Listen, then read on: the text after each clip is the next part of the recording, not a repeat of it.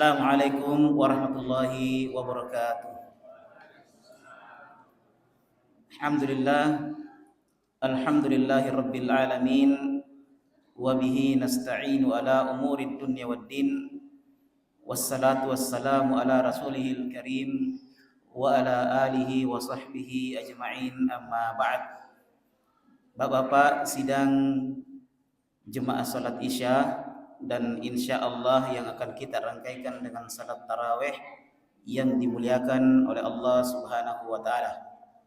Alhamdulillah, yang pertama ingin kami sampaikan rasa syukur dan ucapan selamat kepada seluruh finalis-finalis Ramadan yang sampai pada malam hari ini di malam yang ke-29 tetap istiqomah menjalankan ketaatan kepada Allah Subhanahu wa taala. Kenapa saya katakan selamat? Karena suatu karunia yang sangat terbesar yang kita dapatkan dari Allah Subhanahu wa taala, yaitu pada sampai malam ini masih terkumpul 3 nikmat yang Allah sekaligus berikan kepada kita. Nikmat yang pertama adalah nikmat berjumpa dengan bulan Ramadan. Ini karunia terbesar. Namun tidak cukup hanya sekedar berjumpa dengan bulan Ramadan, maka dengan berjumpanya bulan Ramadan, nikmat kedua kita berjumpa dalam ketaatan kepada Allah Subhanahu wa taala. Artinya berjumpa tetap dalam ketaatan kepada Allah Subhanahu wa taala. Karena banyak juga yang diperjumpakan oleh Allah Subhanahu wa taala dengan bulan Ramadan tapi tidak taat kepada Allah Subhanahu wa taala. Jadi semua yang berjumpa dengan bulan Ramadan itu adalah mendapatkan karunia dari Allah Subhanahu wa taala. Meskipun dia orang yang beriman atau orang yang tidak beriman. Orang-orang di luar sana, Pak, Bu, jangankan kita, orang-orang non muslim saja senang dengan bulan Ramadan. Bahkan mungkin mereka berpikir seandainya bisa bulan Ramadan terus setiap tahun, setiap bulan dalam 1 tahun ini bulan Ramadan saja. Pedagang-pedagang baju, penjual-penjual sembako dan seterusnya. Kalau mereka yang non muslim itu senang dengan bulan Ramadan. Tapi dia tidak mendapatkan nikmat yang kedua tadi. Tidak dalam ketaatan, berjumpa tapi tidak taat kepada Allah. Nah, kita alhamdulillah taat kepada Allah. Yang ketiga, ada juga orang yang sudah berjumpa dengan bulan Ramadan dan taat juga di bulan Ramadan, alhamdulillah taat, tapi taatnya itu hanya di awal-awal bulan Ramadan saja. Jadi kalau nanti putaran terakhir hilang semua nih. Dan saya rasa mungkin fenomena ini sudah terjadi pada setiap masjid-masjid kita. Setiap masjid-masjid kaum muslimin, bahkan hampir di seluruh masjid, kecuali di sini kecuali sini mungkin tidak Pak. Tidak jauh beda. Jadi alhamdulillah kita berjumpa dengan bulan Ramadan dalam ketaatan kepada Allah Subhanahu wa taala sampai pada hari ini juga tetap taat kepada Allah, istiqomah. Jadi tadi alhamdulillah tiga nikmat ini kita bisa gabungkan, dan ini saya katakan sekali lagi adalah karunia terbesar dari Allah Tabaraka wa taala. Nah, kemudian yang kedua yang kami ingin sampaikan berkaitan dengan tentang masalah perpisahan dengan bulan Ramadan ini, maka sebenarnya kita ini alhamdulillah dalam bulan Ramadan, meskipun memang dalam hadis yang sahih disebutkan bahwa kita begitu gampang melaksanakan ibadah dalam bulan Ramadan, mungkin bacaan Quran kita tidak sama dengan di bulan-bulan yang lain, mungkin salat lail kita tidak sama di bulan-bulan yang lain, itu karena memang Allah berikan kemudahan dalam bulan Ramadan, di mana Allah telah berjanji untuk membelenggu syaitan-syaitan, sehingga syaitan-syaitan yang terbelenggu itu tidak leluasa untuk menggoda kita, untuk menghasut kita tidak beribadah kepada Allah. Terlepas dari hal itu, ini sudah memberikan kita tarbiyah bahwa kita bisa melakukan ibadah betul kepada Allah Subhanahu wa taala. Karena syaitan-syaitan tadi dibelenggu itu, alhamdulillah, mereka tidak bisa menggoda kita untuk tidak beribadah atau melaksanakan maksiat kepada Allah Subhanahu wa taala. Memang jadi syaitan yang dibelenggu itu, saya pernah sampaikan juga mungkin di sini memang syaitan betul dibelenggu, dibelenggu oleh Allah Subhanahu wa taala. Cuma kan ada yang bertanya mungkin, kalau memang dibelenggu Ustaz, kenapa paling masih ada orang yang bucok?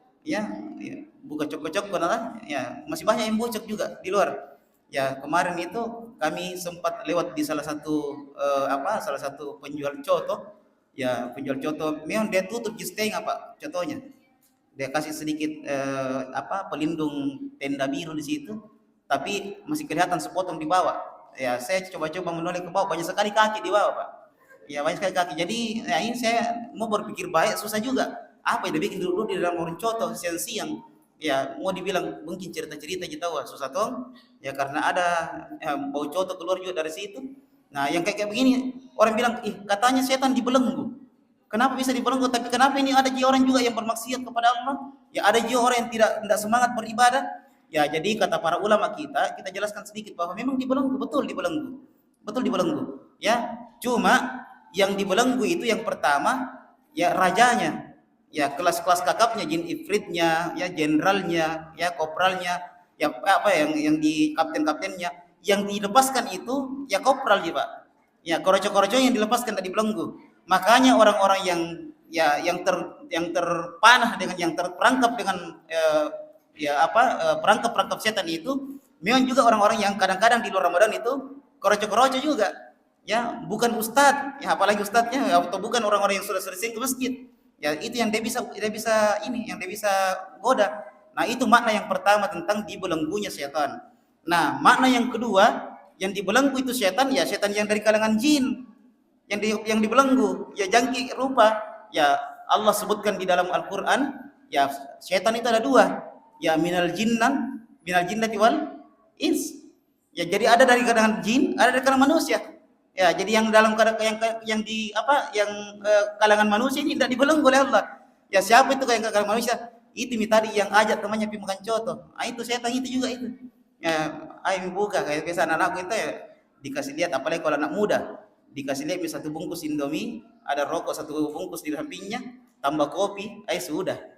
Goyang iman. Ya, bisa langsung. Nah, ini bisa tambah gini tidak dibelenggu ini. Setan juga ini. Dari kalangan manusia. Jadi alhamdulillah ya kita ini bisa melewati semua. Sampai pada hari ini malam ke-29 kita bisa bertahan ya dengan istiqomah menjalankan ibadah-ibadah kepada Allah Subhanahu wa taala. Saya ingin cerita tentang istiqomah sedikit ini. Meskipun mungkin saya tadi lihat dalam buku sudah ada dijelaskan. Ya, tapi saya mengambil bahagian yang terpenting dari istiqomah itu. Ya, kenapa? Karena ini yang penting. Setelah Ramadan yang dibutuhkan adalah istiqomah.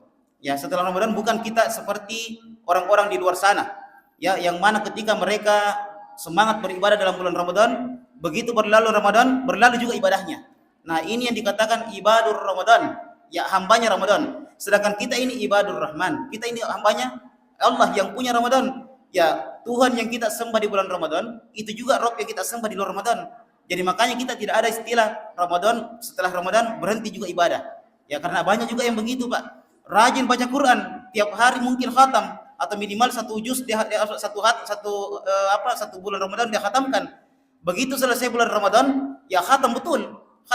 Dia tutup betul Al-Qur'annya, dia lipat baik-baik, dia simpan baik, dia bungkus rapi-rapi, simpan di atas lemari, kemudian dia bilang sampai jumpa di bulan Ramadan tahun depan. Bukan yang kayak begini. Bukan yang kayak begini kita mau. Ya kita mau itu yang istiqomah. Ya, yang betul-betul melaksanakan terus ibadah-ibadahnya meskipun mungkin tidak sama dengan ibadahnya ketika di bulan Ramadan. Ya karena di luar bulan Ramadan nanti setannya sudah terlepas dari belenggu. Nah, yang kita mau sampaikan sih tentang bagaimana ganjaran yang Allah siapkan untuk orang-orang yang istiqomah supaya kita nanti bersemangat untuk tetap istiqomah dalam beribadah kepada Allah Subhanahu wa taala. Paling tidak Allah janjikan ada 4 yang Allah sebutkan langsung dalam satu ayat dalam Al-Qur'an, ya. Allah janjikan apa 4 itu orang istiqomah? Ya Allah taala berfirman, "Innal ladzina qalu rabbunallahu tsumma istaqamu." Sesungguhnya orang-orang yang mengatakan Rabbunallah, Allah adalah Tuhan kami, tsumma istaqamu. Kemudian dia istiqomah di dalamnya. Allah katakan apa? Tatanazzalu alaihimul malaikatu alla takhafu. Allah akan turunkan malaikat-malaikat kepada orang yang istiqomah tadi ini untuk mengatakan apa? Alla takhafu. Tidak usah ya takut. Tidak usah khawatir. Wala tahzan, dan jangan bersedih. Wa absyiru bil jannati allati kuntum tu'adun. Yang ketiga, dan kabarkan berita gembira kepada orang yang istiqomah itu tentang surga yang telah dijanjikan kepadanya. Coba langsung Allah klaim orang yang istiqomah langsung dapat surga. Ya sebelumnya malaikat diutus untuk mengatakan kepada mereka jangan khawatir, jangan takut, jangan sedih, dan sampaikan kepadanya tentang berita surga yang telah dijanjikan kepadanya. Dan yang keempat di ayat selanjutnya Allah mengatakan ya nahnu awliya'ukum fil hayatid dunya wa fil akhirah. Malaikat tadi yang diutus itu mengatakan kepada orang-orang yang istiqomah ini, nahnu ini jamak, kami dia bilang. Ya jadi bukan satu malaikat, banyak malaikat. Nahnu awliya'ukum.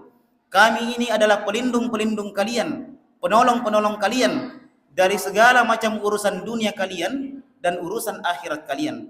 Coba lihat, subhanallah, 4 hal yang Allah janjikan untuk orang yang istiqomah. Pertama, dihilangkan rasa takutnya, dihilangkan rasa sedihnya, dijanjikan surga. Kemudian datang malaikat kepadanya untuk mengatakan, tidak usah khawatir tentang masalah urusan duniamu dan urusan akhiratmu, saya sebagai pelindungmu, kami sebagai pelindungmu. Nah, ini dikatakan nahnu, ya malaika, jamak. Seandainya satu saja malaikat yang Allah utus, itu sudah cukup bagi kita, Pak. Ya, saya teringat dulu ketika kisahnya Rasulullah ditemani jalan-jalan dengan malaikat Jibril. Ini kita lihat bagaimana perannya malaikat ini. Seandainya ada malaikat dekeng tak, jadi dekeng tak, ya malaikat Jibril berjalan-jalan sama Rasulullah di Taif. Nah, tiba-tiba penduduk Taif yang saat itu masih kafir semua kumpulkan anak-anak kecil. Kemudian dia bilang kepada anak-anak itu, coba kau semua naik di atas genteng, nak, bawa masing-masing batu kerikil. Nanti ada orang lewat sebentar di sini tuh, ya ciri-cirinya, maka disebutkanlah ciri-cirinya Rasulullah. Ya ciri-cirinya seperti ini, lempari dari atas, orang gila itu. Anaknya namanya anak kecil juga didoktrin. Ya senang, ya didoktrin karena ada yang suruh, orang tua yang suruh begitu, naik di atas. Betul, ketika Rasulullah jalan, dilempari baru disebut orang gila, orang gila. Sampai kepalanya Rasulullah berdarah, ya baju putihnya itu penuh dengan berlumuran darah. Ya, malaikat Jibril yang ada di sampingnya itu geram sekali lihat. Bilang betul-betul kurang ajar ini orang Taif ini. Ya, maka Jibril mengatakan, ya Rasulullah, izinkan saya angkat gunung Uhud. Kalau mereka melempari engkau dengan batu kerikil-kerikil kecil, izinkan saya angkat gunung Uhud, saya lempari ini orang Taif. Ya, biar ini satu Taif mati semua. Tapi Rasulullah bilang jangan. Kalau hari ini dia tidak bisa beriman kepada Allah, kalau engkau musnahkan semua, maka tidak ada lagi yang bisa beriman kepada Allah setelah itu. Kita harapkan nanti anak cucunya yang menjadi beriman kepada Allah Subhanahu wa taala. Dan itu terbukti ya, kalau kita umrah, ya kalau kita haji, biasa kita dibawa jalan-jalan ke Taif. Nah, itu Taif sejarahnya begitu. Dulu orang kafir semua di situ.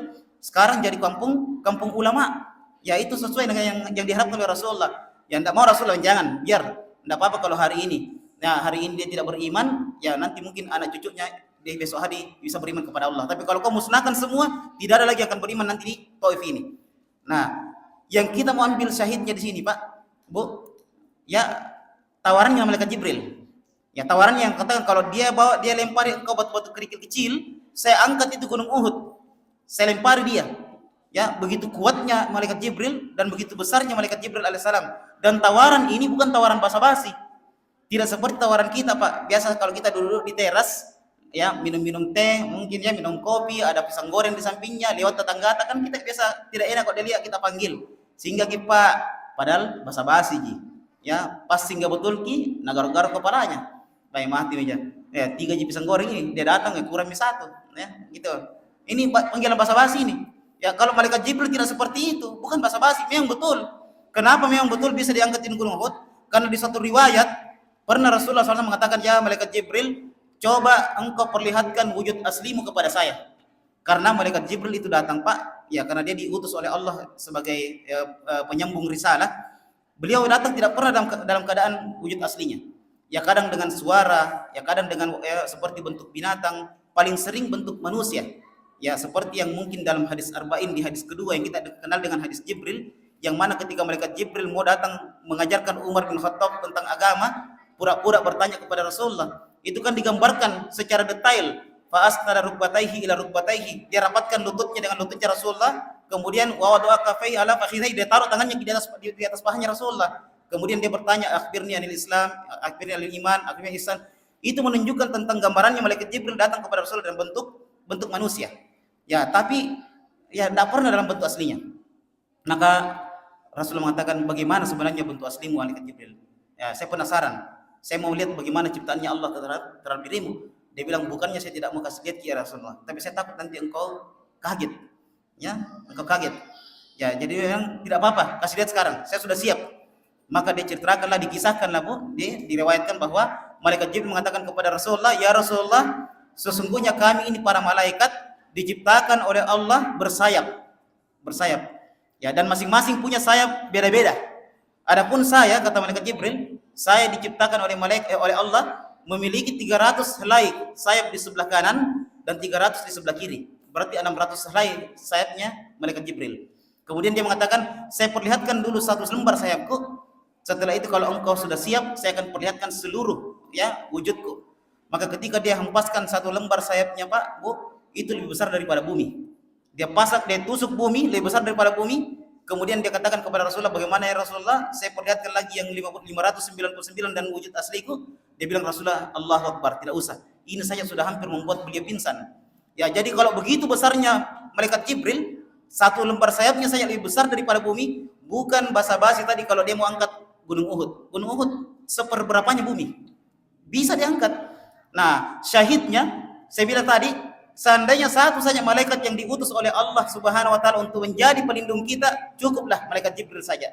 Tapi orang yang istiqomah bukan satu malaikat yang Allah utus, tapi banyak bentuk jamak, malaikah, banyak jamak yang diutus untuk menjadi pelindung-pelindung orang-orang yang istiqomah. Bahkan mereka menegaskan lagi dengan mengatakan nahnu, itu lebih menguatkan lagi bahwa nahnu itu bukan ana. Ya, bukan, malaikat tidak mengatakan saya jadi pelindung kalian, tapi mengatakan nahnu, kami. Artinya banyak malaikat yang menjadi pelindung orang-orang yang istiqomah. Jadi luar biasa memang ini istiqomah ini. Ya, tidak gampang juga untuk meraih istiqomah tersebut. Karena Ibnu Qayyim rahimallahu taala mengatakan setelah ikhlas, amalan yang paling susah untuk saya lakukan adalah istiqomah. Dan ini memang kita rasakan, Pak. Ya, memulai amalan, kata para ulama kita, memulai amalan itu sulit. Tapi mempertahankan untuk tetap istiqomah melaksanakan itu jauh lebih sulit. Contoh kita ambil contoh. Ya, laksanakan salat malam, salat lail seumpamanya ya. Ya, tidak pernah kita lakukan sama sekali salat lail. Begitu kita lakukan salat satu kali, kita paksakan untuk ya melakukan salat lail, alhamdulillah berhasil. Tapi mempertahankan besok, lusa dan seterusnya itu jauh lebih susah. Mempertahankan. Kapan gampang kita lakukan? Saat kita istiqomah. Saat kita istiqomah bergampang. Nah, nanti kalau sudah dua kali kita lakukan atau satu pekan, ya 1 bulan, apalagi sudah 1 tahun, di situ baru gampang kita lakukan. Tapi di awal-awal memulai susah, mempertahankan jauh lebih susah. Ya, makanya Ibnu Qayyim tadi mengatakan amalan yang paling sulit untuk saya lakukan adalah istiqomah setelah ikhlas. Maka Bapak Ibu-ibu yang dimuliakan oleh Allah Subhanahu wa taala, sekali lagi istiqomah ini sangat penting untuk kita sama-sama saling mengingatkan. Ya, setelah Ramadan ini kita dituntut untuk senantiasa mempertahankan ibadah-ibadah kita. Sayang betul ibadah kita pada saat bulan Ramadan. Ya, memang kita tidak berharap semuanya untuk kita lakukan seperti sama dengan bulan Ramadan, dan itu mungkin sulit. Ya, tidak mungkin, ya kita bukan tidak mungkin. Sulit untuk kita pertahankan 30 malam salat lail kita seperti bulan Ramadan. Sulit kita pertahankan mungkin bacaan Quran kita yang mungkin tiap hari 1 juz, minimal 1 juz kita baca di luar bulan Ramadan mungkin ya. Karena seperti yang kita sampaikan tadi, bedanya bulan Ramadan kita terkondisikan dengan bulan ibadah, dan kedua terbelenggunya syaitan